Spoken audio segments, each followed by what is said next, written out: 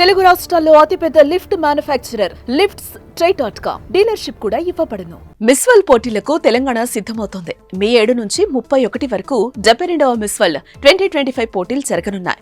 140 దేశాలకు చెందిన అందగత్తెలు పోటీ పడనున్నారు.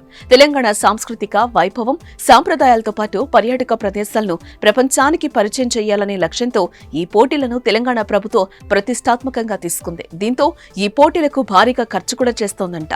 ఇంతకు మిస్ వరల్డ్ పోటీలకు ఎంత ఖర్చు చేస్తున్నారో తెలుసుకుందాం.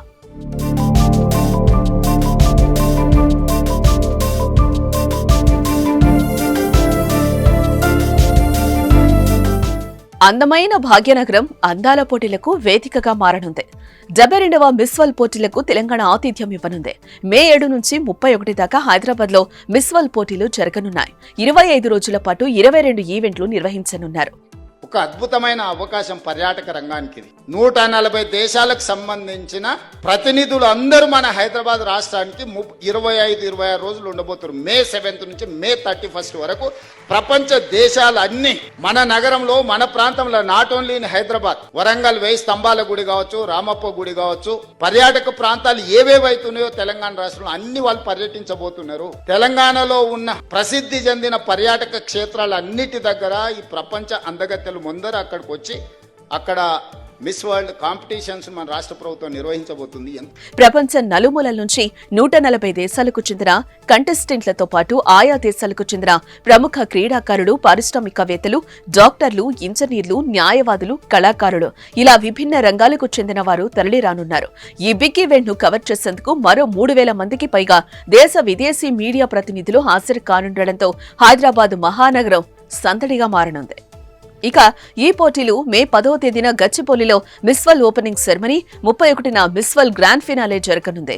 మధ్యలో తెలంగాణ టూరిజాన్ని ప్రమోట్ చేసేలా వివిధ ప్రాంతాల్లో రకరకాల ఈవెంట్లు నిర్వహించనున్నారు.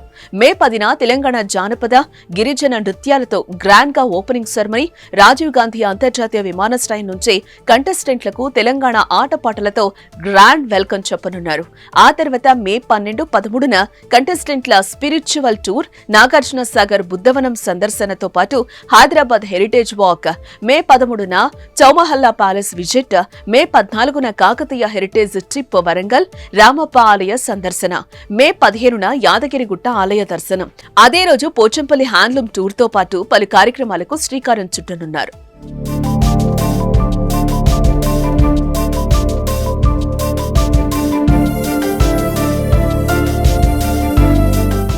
ఇకపోతే తెలంగాణ ప్రభుత్వం ఈ పోటీలను ఇంత ప్రతిష్టాత్మకంగా తీసుకోవటం వెనుక ప్రధాన కారణం తెలంగాణ వైపు ప్రపంచ దృష్టి ఆకర్షించడమే.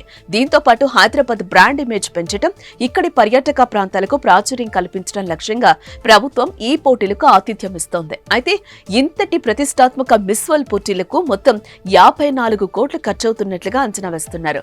ఇందులో సగం అంటే 27 కోట్ల రాష్ట్ర ప్రభుత్వం ఇస్తుంది. మిగతా సగం ఈవెంట్ నిర్వాహకులు వెచ్చిస్తారు. ప్రభుత్వం ఇచ్చే 27 కోట్లలో కేవలం 5 కోట్లను మాత్రమే నేరుగా భరిస్తుంది. మిగిలిన 22 కోట్లను స్పాన్సర్ల ద్వారా సమకూర్చుకునేలా ప్రభుత్వం ప్లాన్ చేసిందట.